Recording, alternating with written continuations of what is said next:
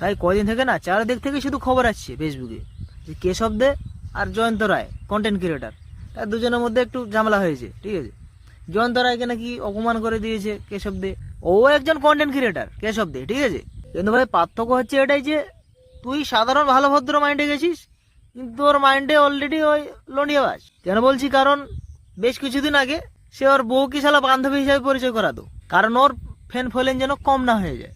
তার কিছু পরে সাগরের সঙ্গে ঝামলা, সেই কন্টেন্ট ক্রিয়েটার সাগর নিজে শালা সোনা পড়ে ওর ইয়াতে ঢুকিয়ে দিয়ে বলছে শালা চুরি করেছে, ও দম কেলানি ওকে। ওর নামে বহুত কেলেঙ্কারি আছে ভাই, ঠিক আছে। জয়ন্তকে আমি বলতে চাই, তুই যে স্টেজে উঠে কেসব লন্ডিয়াবাজকে যে প্রণাম করলে এইভাবে, তুই তোর মা বাবাকে কবে এরকমটা প্রণাম করেছিস বল?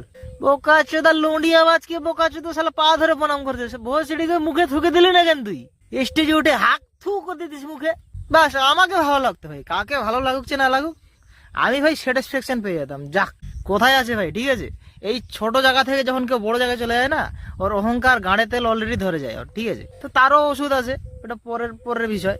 শালা ওকে গিয়ে বলছে শালা ভরপেট মাল নাকি খেয়ে আছে ও, আর ও বোকাচোদা মাল শুঙ্গে শুধু করে শুঙ্গে ও বোকাচোদা আমার।